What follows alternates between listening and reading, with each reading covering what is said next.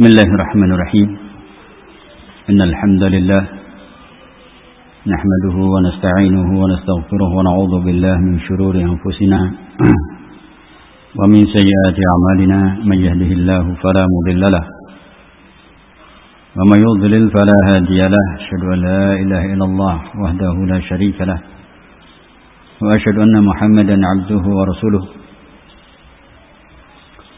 يا أيها الذين آمنوا اتقوا الله حق تقاته ولا تموتن إلا وأنتم مسلمون يا أيها الناس اتقوا ربكم الذي خلقكم من نفس واحدة وخلق منها زوجها وبث منهما رجالا كثيرا ونساء واتقوا الله الذي تساءلون به والأرحام إن الله كان عليكم رقيبا يا أيها الذين آمنوا اتقوا الله وقولوا قولا سديدا يصلح لكم أعمالكم ويغفر لكم ذنوبكم ومن يطع الله ورسوله فقد فاز فوزا عظيما ما بعد فإن أصدق الحديث كتاب الله وخير الهدي هدي محمد صلى الله عليه وعلى آله وسلم وشر الأمور محدثاتها وكل محدثات بدعة وكل بدعة ضلالة وكل ضلالة في النار. Ikhwana fillah rahimani wa rahimakumullah. Alhamdulillah wa ni'mal bi'aunillah. Kita melanjutkan kembali penjelasan hadis yang sedang kita lewati dari 3 golongan manusia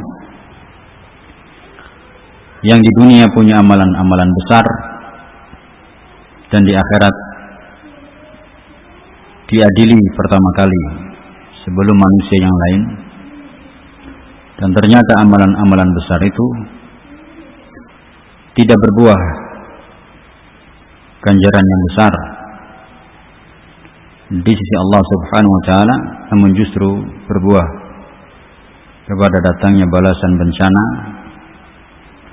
yang membuatnya masuk ke dalam an-nar wal iyad billah.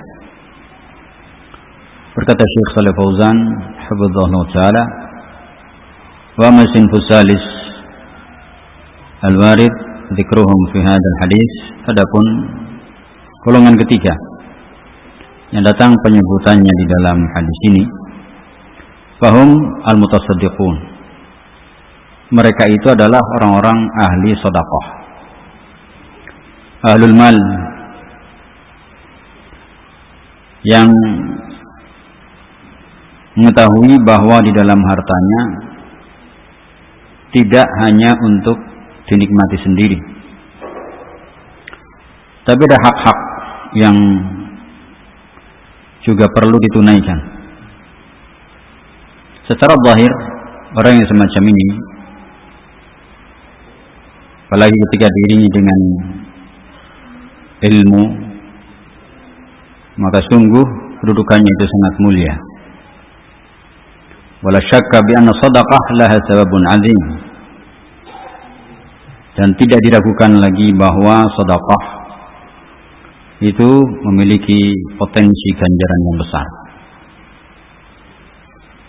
Satu di antaranya kita bisa membaca dalam hadis Rasulullah SAW, hadis Abu Kabsyah,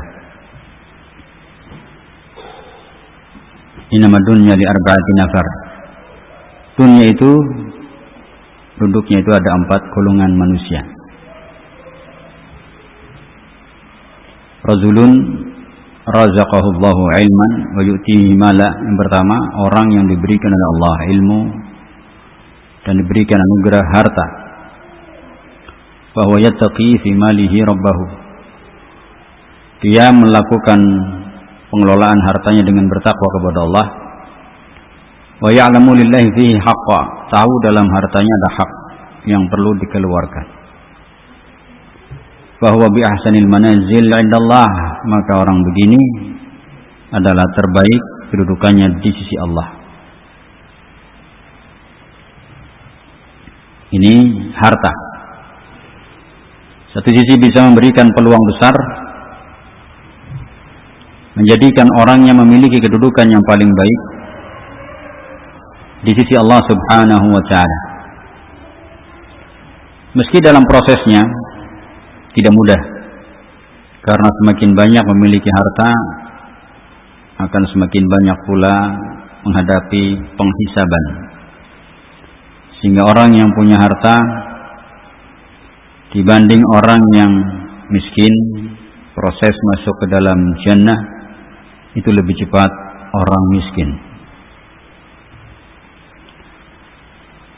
Tapi intinya bahwa sedekah itu memiliki potensi ganjaran yang besar. Wallahu jalla wa ala asna 'alal mutasaddiqin wa wa'adahum bi jazil sawabi idza sadaqat niyatuhum. Allah jalla wa ala menyanjung memuji orang-orang yang mereka ahli sedekah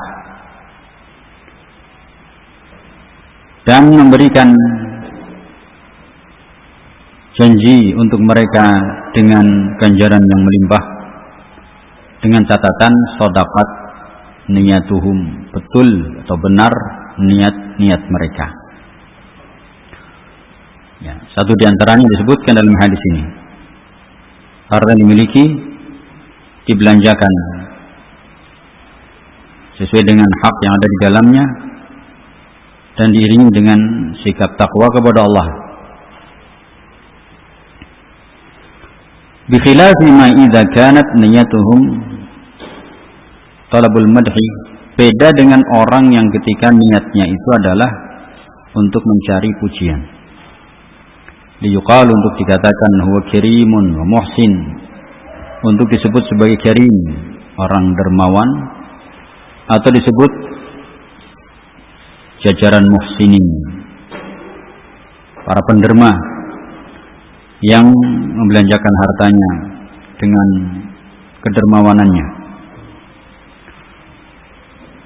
Au huwa mawadin salih, atau tergolong orang-orang yang dikenal kesolehannya. Wa nahu dzalik min sifatil lati yuhibbu sima'uha, dan yang semisal itu sifat-sifat yang ketika didengar itu membuat senang untuk mendengar kalimat-kalimat yang keluar dari manusia mengomentari sedekah yang dikeluarkannya. Talabul madah, yang dicari adalah sanjungan manusia, pujian. Yang dicari adalah komen-komen yang bernada positif. Famislu haula, maka yang seperti mereka ini laisa lahum illa ma sami'uhu fid dunya, tidak mereka dapatkan kecuali apa yang mereka telah dengar dalam kehidupannya di dunia. Kalau dia mendapatkan sanjungan, ya sudah, itu yang didapat. Min suwari sana'i wal madhi fi hayatihim ad-dunya, bentuk-bentuk pujian sanjungan dalam kehidupan mereka di dunia. Jadi itu yang didapat, dan ketika itu sudah didapat, nanti di akhirat nanti tidak ada hasil yang bisa dia petik kebaikan-kebaikan yang telah dia lakukan tersebut. Wa ma fil akhirati falaysa lahum sawabun 'indallah, di akhirat nanti tidak ada ganjaran, tidak ada balasan untuknya. Ganjarannya di sisi Allah itu tidak ada. Yang ada itu adalah justru kemurkaan. Ya, digambarkan dengan kondisi yang sangat mengenaskan, diseret pada wajahnya, lalu berujung dilemparkan ke dalam neraka. Na'udzubillahi min dzalik.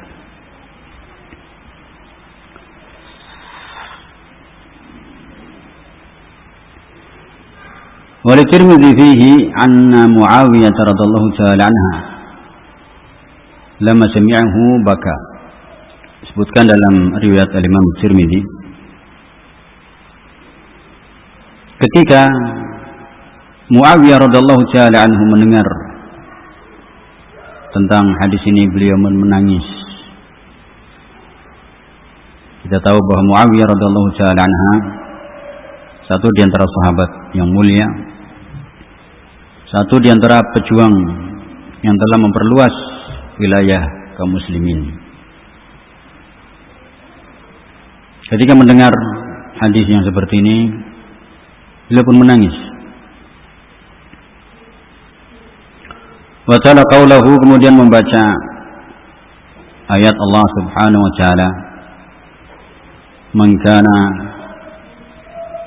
yuridul hayatad dunya wa zinataha," barang siapa yang dia menginginkan untuk mendapatkan kehidupan dunia dan keindahan perhiasan yang ada padanya. Kata Syekh Shalih Fauzan, hada Muawiyah radhiyallahu ta'ala anhu, sahabiyul jalil, seorang sahabat yang mulia. Lama sami'a hadal hadis baka, ketika mendengar hadis ini beliau menangis. Tentu itu adalah bukti tentang kelembutan hati,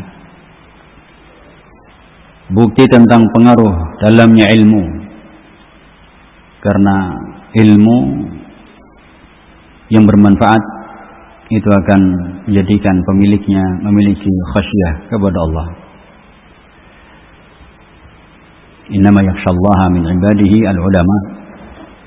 Hanyalah orang yang mudah merasa takut kepada Allah itu adalah orang-orang yang berilmu.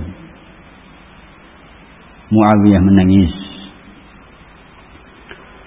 Lianna hadza hadisun mukhifun, karena ini hadis yang menakutkan. Bagaimana tidak? Seorang sudah berjuang di jalan Allah sampai syahid, mengorbankan jiwa raga. Seorang sudah menghabiskan waktu, umur untuk talabul ilmi, berdakwah, menyampaikan syiar-syiar agama. Dan seorang sudah mengorbankan harta untuk bersedekah di jalan Allah. Ternyata semua itu tidak ada hasilnya, kecuali justru menjadi sebab masuk ke dalam neraka.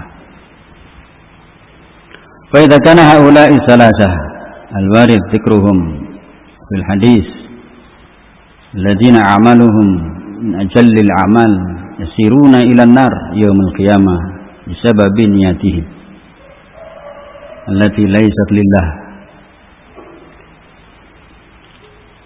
Ketika mereka tiga golongan yang disebutkan dalam hadis ini, yang padahal amal-amal mereka adalah semulia-mulianya amal, namun di akhir perjalanannya berujung menuju ke dalam neraka pada hari kiamat dengan sebab niat-niat mereka yang bukan didasari karena Allah. Jadi sungguh betapa pentingnya kita selalu menjaga lurusnya niat dalam setiap amal ibadah, dalam setiap kegiatan yang di situ ada nilai ketaatan kepada Allah, baik secara fisik ataupun secara materi, harta, demikian pula secara ilmu. Famin ajli dzalika baka Muawiyah radhiyallahu ta'ala anhu, maka atas dasar itulah Muawiyah radhiyallahu ta'ala anhu kemudian bersedih dan menangis. Sumatalah hadil ayah, kemudian membaca ayat ini, ayat yang selaras menjadi penegas terhadap hadis tersebut. Wa man kana yuridul hayatad dunya wa zinataha nuwaffi ilaihim a'malahum.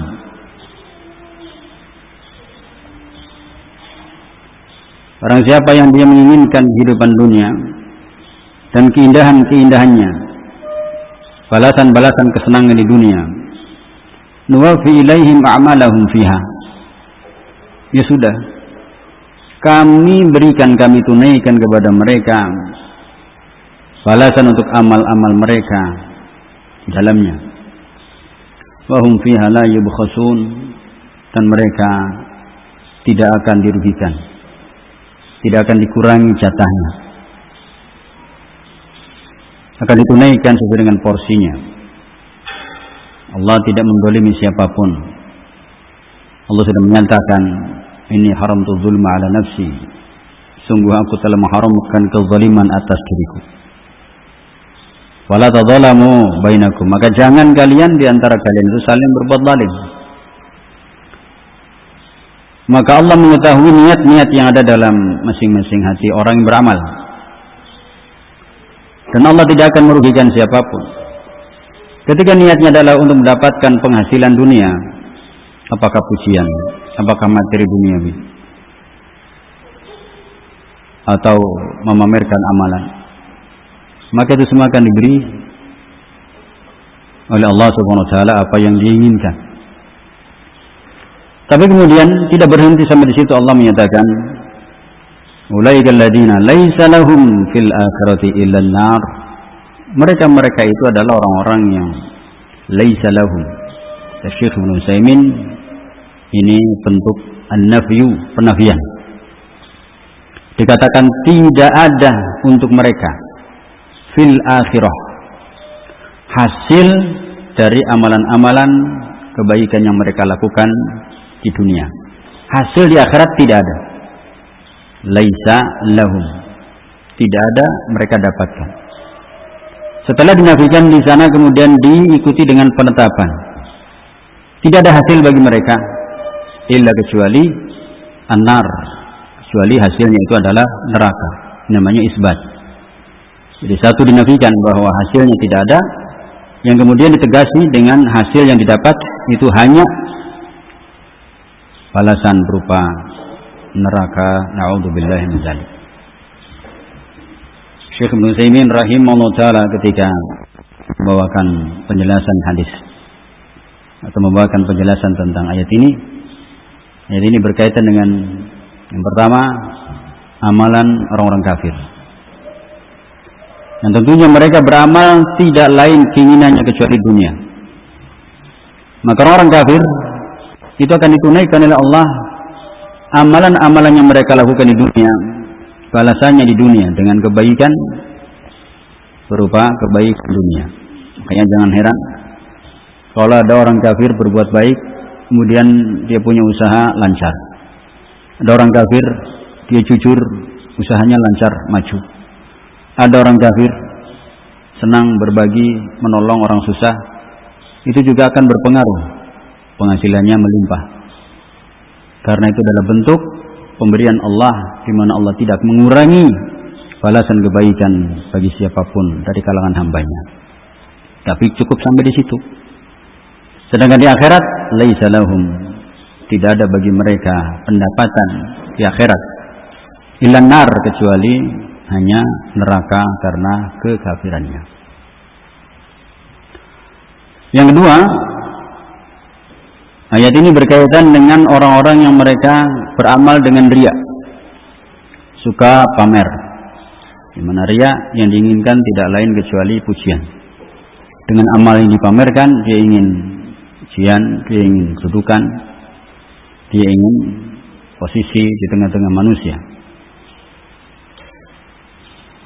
Dan yang ketiga, ayat ini berkaitan dengan orang yang beramal, namun yang diinginkan orientasinya itu adalah hasil berupa materi dunia. Amal soleh, amalan akhirat, tapi digunakan sebagai amalan yang dia ingin hasilnya berupa materi dunia. Nah, ketiga-tiganya masuk. Karena orang kafir yang disebutkan dalam ayat ini, maka juga berlaku orang yang setipe mereka dalam beramal, yang tidak menginginkan dari amalan kebaikannya kecuali hasil di dunia.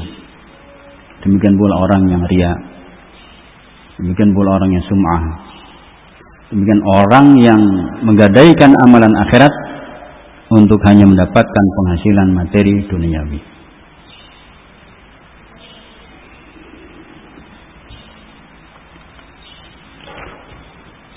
fillah rahimani rahimakumullah. Di antara yang penting kita ketahui agar supaya kita bisa berupaya menjaga lurusnya niat dalam meniti dakwah adalah motif yang mendasari dari amalan yang kita lakukan itu akan mempengaruhi hasil. Sebutkan dalam satu hadis dari Jundab bin Abdullah radhiyallahu taala anhu, qala beliau mengatakan, qala Rasulullah sallallahu alaihi wasallam, bersabda Rasulullah sallallahu alaihi wasallam, man sama'a sama'a Allah, man sama'a sama'a Allah bihi, wa man yura'i yura'i Allah bihi. Siapa yang beramal karena dasar sum'ah, karena memperdengarkan untuk kemudian dipuji, disanjung atau dimuliakan, maka Allah buka jalannya, Allah penuhi keinginannya, dijadikan apa yang diinginkan itu didapatkan di dunia. Demikian pula orang yang riya, Allah berikan apa yang diinginkan, hasil di dunia, namun berbeda hasil di akhirat. Bila dikatakan makna man sama'a sama'a Allah, ay fadahahu yaumul qiyamah, orang yang sum'ah maka Allah berikan peluang sum'ahnya itu, maksudnya adalah di akhirat nanti itu akan dibuka, akan dibongkar motif yang tersembunyi dari amalan yang dia kerjakan. Di dunia mungkin tidak tampak, barangkali bagi orang yang memiliki keimanan yang kuat itu akan mendeteksi terbetik dalam dirinya keinginan-keinginan sum'ah. Itu terkadang iman yang kuat itu akan terusik dan akan berusaha untuk melakukan penentangan, sehingga seringkali terjadi yang namanya pertentangan dalam jiwa seorang mukmin antara keinginan sesuai dengan hawa nafsu dengan teguran-teguran ilmu didasari dengan keimanan. Nah, ketika dituruti apa yang menjadi keinginan hawa nafsu dan itu tersembunyi di hadapan manusia, dibiarkan oleh Allah, tapi nanti di akhirat Allah bongkar. Ya, demikian pula makna man yura'i ay man adhara al-amal as-salih lin-nas liya'zuma 'indahum yura'i bihi Allah, qila ma'nahu idharu sariratihi lin-nas. Orang yang menampakkan amal solehnya kepada manusia agar supaya dimuliakan, dan cirinya ketika beramal dilihat orang, disaksikan orang atau di tengah-tengah khalayak, itu berbeda semangatnya, kekhusyuannya, dibanding ketika seorang berada dalam sendirian. Dalam kesendirian tidak dikerjakan, nanti giliran ada banyak orang semangat mengamalkannya. Bukan karena termotivasi dengan amalan-amalan soleh orang-orang soleh yang di sekitarnya, tapi ingin menampilkan dirinya dengan penampilan kebaikan. Ya, idharul khair wa ibtanus syarr, menampakkan kebaikan secara zahir di ruang yang disaksikan oleh khalayak, tapi ketika dalam kesendirian dia tidak seperti itu amalannya. Ya, dia sembunyikan kejelekannya. Nah, dikatakan idharu sariratihi linnas, itu akan dibongkar apa yang disembunyikan dalam dirinya itu kepada manusia.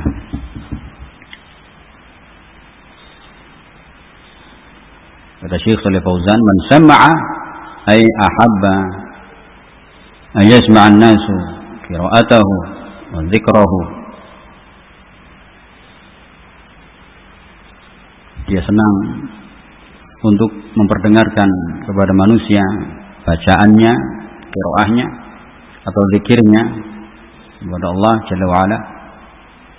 Wa sum'ah mustaqah min as-sama'. Kata sum'ah itu terambil dari kata as-sama', atau simak, menyimak. Yang itu tata'allaqu bihasatis sama', terkait dengan apa yang bisa dicerna, dijangkau oleh indera pendengaran, sehingga dinisbatkan kepada indera pendengaran, disebut dengan sum'ah. Wa mariya adapun riya bahwa yata'allaqu bihasatil basar, itu kaitannya dengan indera penglihatan. Ya, riya dari ra'a atau yura'i, ya, ru'yatan dari penglihatan, pengaruh amalan untuk kemudian menghasilkan pujian dengan sebab memperlihatkan kepada orang. Sama Allahu bihi ay syaharahu aw mala'a asma'an nasi bis-sana'i alaihi di dunia. Allah berikan kesempatan untuk dia terkenal. Mungkin kalau zaman sekarang ini bisa viral atau viral. Telinga-telinga manusia dipenuhi tentang kebaikan dirinya, sehingga mereka pun mengagumi dengan memuji, menyanjung terhadapnya di dunia.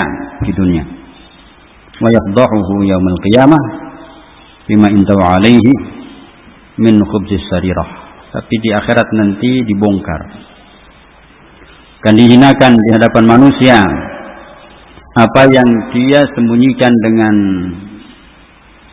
penampilan yang berbeda. Baratnya dia menampilkan casing dengan warna lain di dunia, orang kagum dengan itu. Nanti di akhirat dibongkar yang aslinya, ya, berupa kebusukan yang disembunyikan, kejelekannya. Lebih daripada itu, wa haqqarahu wa sagharahu, dihinakan, direndahkan. Di tengah-tengah manusia dia menjadi orang yang terhina. Telah datang dalam hadis di mana Rasulullah sallallahu alaihi wasallam di antara sabdanya, inna akhwafa ma akhafu alaikum asyirkul asghar. Sungguh yang paling menakutkan, apa yang aku khawatirkan itu akan menimpa kalian, para sahabat, dan setelahnya adalah umat ini secara umum. Ya, tidak terkecuali kita. Kita ini sudah dikhawatirkan oleh Rasulullah SAW jangan sampai tertimpa oleh syirik kecil. Saking kasih sayangnya Nabi sallallahu alaihi wasallam kepada umatnya, hal-hal yang berpotensi akan membinasakan, beliau sangat terbebani kepikiran, jangan-jangan kalian nanti tertimpa syirik kecil. Beliau khawatir. Dan disinilah kita merasakan, ya, betapa beruntungnya kita hidup dipilihkan oleh Allah Subhanahu wa taala menjadi umatnya beliau. Dan kemudian setelah itu kita termasuk orang yang dipilih untuk mengikuti ajaran beliau, merasakan betapa besar kasih sayang beliau. Tinggal bagaimana kita menjalaninya. Qalu, mereka menyatakan, wa masyirkul asghar, apa itu syirik kecil ya Rasulullah? Wa Rasulullah qala arya, yaitu riya. Yaqulullahu azza wa jalla lahum yaumil qiyamah, Allah menyatakan kepada mereka nanti pada hari kiamat, idza jazan nas bi amalihim, ketika Allah memberikan balasan-balasan kepada manusia dengan sebab amal-amal yang telah dikerjakannya.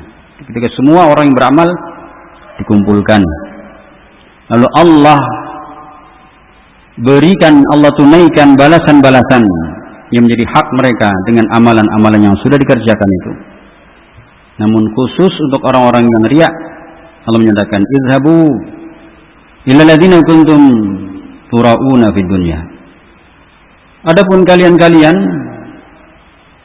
pergi sana. Kalian datangi orang-orang yang dulu kalian memamerkan amalan-amalan mengharapkan balasan dari mereka di dunia. Artinya Allah tidak memberikan balasan kepada mereka. Allah serahkan balasan itu untuk diminta kepada pihak-pihak yang mereka dulu mengharapkan dengan amalannya di dunia berupa balasan. Fantadiru, tunggu saja. Hal tajiduna indahum jazaan. Coba tunggu, apakah ada di sisi mereka balasan untuk kalian? Na'udzubillah, kita bayangkan di saat manusia mereka bergembira berbahagia dengan pembagian balasan atas amal-amal soleh, ternyata na'udzubillah kita sudah berharap dengan amalan kita ta'allum, dengan amalan kita tafaqquh, dengan amalan kita menghafal Quran, qiraatul Quran, zikir, salat, ta'awun, terlibat dalam dakwah dan yang lainnya, semua nilai-nilai kebaikan, perjuangan-perjuangan yang kita korbankan, fisik, harta, pikiran, waktu. Ternyata ketika kita menganggap bahwa itu sudah ada balasannya yang kita harapkan di satu tempat yang tidak ada manfaat kecuali hasil dari amal soleh di dunia, tiba-tiba kita disuruh pergi. Jangan di sini, pergi sana. Datangi, kamu cari sendiri orang yang dulu kamu riya kepadanya. Datangi yang orang dulu kamu sum'ah kepadanya. Minta kepadanya balasan atas apa yang kalian kerjakan itu. Gimana kira-kira? Sungguh sangat mengerikan. Ya, satu sisi kehilangan potensi nilai amal soleh, tidak mendapatkan hasil. Sisi kedua, malu. Orang-orang yang dulu mengetahui, loh, kamu dulu di dunia rajin ta'lim, kamu dulu di dunia kayaknya rajin sholat, kamu rajin sedekah, kamu rajin memberikan nasihat, kamu rajin memberikan ceramah-ceramah, kamu rajin ya dikenal oleh manusia, khutbah di mana-mana, kamu ngajari manusia di mana-mana. Kok tiba-tiba sekarang kamu nggak dapat bagian? Terhina, dipermalukan, ya direndahkan. Sementara itu orang-orang yang dulu kita menganggap bahwa memberikan sesuatu dengan amalan yang kita lakukan karena riya kita, karena sum'ah kita, kita cari-cari, minta kepada mereka balasan. Apa kira-kira yang akan bisa diberikan oleh orang-orang tersebut? Karena masing-masing kita berhadapan dengan urusan sendiri-sendiri. Artinya kehilangan potensi. Hanya Allah yang memberikan balasan kebaikan. Pada hari kiamat nanti tidak ada yang lainnya.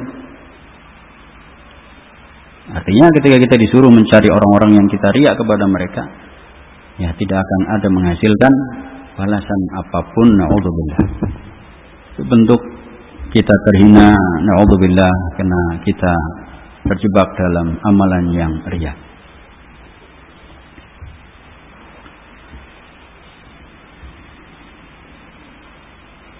Fayufhamu min hadza anna al-mura'i yufdahu yaumil qiyamah amamal khalaiq. Bisa difahami dengan keterangan ini bahwa orang yang riya itu nanti akan dipermalukan, akan dibongkar, akan diperlihatkan yang aslinya motif ketika di dunia amamal khalaiq, di hadapan para makhluk, di hadapan orang-orang.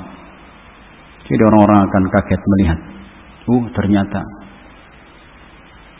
ya tidak sehebat, tidak sesoleh, tidak sebaik, tidak sekhusyuk, tidak sealim, tidak segiat, ya tidak setulus yang disangka atau dilihat oleh manusia ketika masih di dunia. Ba'da an kana fid dunya yatasattaru bi amalihi allati lam yakun yuqsad biha wajhullah ta'ala. Setelah ketika di dunia bisa menyembunyikan seakan-akan dia beramal untuk Allah, padahal sebenarnya tidak mengharapkan wajah Allah. Sebenarnya adalah untuk sekedar ingin dipuji, ingin diberikan posisi oleh manusia.